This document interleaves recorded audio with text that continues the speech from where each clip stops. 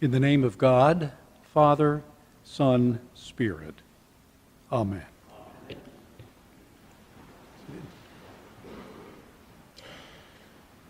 You must go. I can't go.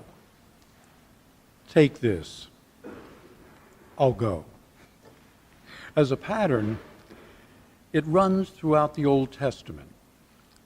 Expelled from Eden for slaying his brother Abel, Cain protests, I can't go. People outside will kill me.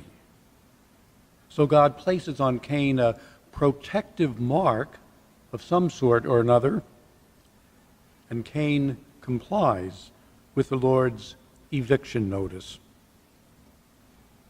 Not all have to do with punishment.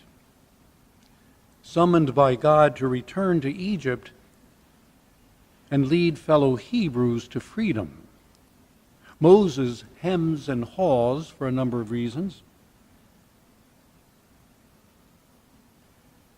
Then God gives to Moses a walking stick, which, when thrown to the ground, comes alive. Moses still defers, claiming slowness of speech. So God tells him to take along his brother Aaron. Finally, Moses agrees and heads out to confront the Pharaoh. You must go. I can't go. Take this. I'll go. In today's first reading, God commands Isaiah to speak to fellow Israelites. In the 8th century BC, the Assyrian Empire was encroaching on tiny Israel.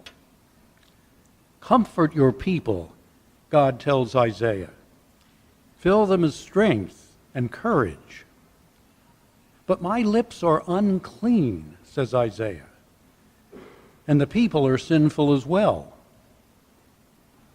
So God takes a hot coal from the heavenly hearth and touches Isaiah's lips. Now you're worthy, God says. Whom shall I send? And Isaiah replies, send me. You must go. I can't go. Take this. I'll go.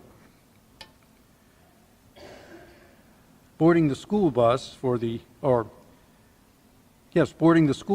very first time, young Sally begins to quaver. She finds somewhat daunting the rows of strange-looking faces.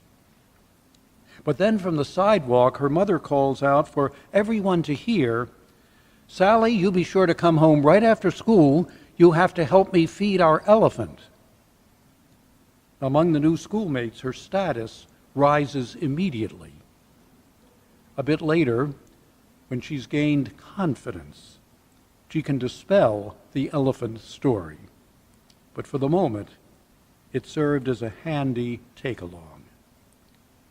Sally climbs into that school bus with panache. Though leery of moving from a home back east to an unknown western Michigan, I found in our Episcopal Church a take-along. Its liturgical greeting, the Lord be with you, sounds exactly the same in Grand Rapids as it sounded in Philadelphia and Baltimore. A senior in her 80s needs to leave her family home and move into a retiree's apartment. But she takes along with her a recliner chair of which she's made use for many years, plus an album of children and grandchildren's photos. With those items of continuity, she can tackle new living arrangements, deal with downsized quarters, as well as with prescribed meal times. Isaiah would take the Lord's message to his fellow Israelites.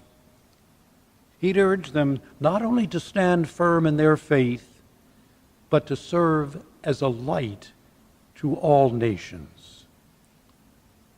And his assurance of their survival would hold up. Whether sovereign or conquered, the tiny nation would keep its light flickering. A remnant, at least, would stand firm in the law, share with neighbors the truth of one God. Upon you and me, of the post-resurrection, God has placed an additional mark. With the seal of baptism, we move out to take on the world, assured of God's presence here and now, as well as beyond this life. We extend that presence to all whom we encounter. Sometimes we do well, sometimes we fall short, but we pick ourselves up and keep at it. You must go. I can't go. Take this. I'll go. The age-old dialogue with the Almighty. With our take-alongs in whatever form we step into life's challenges. Amen.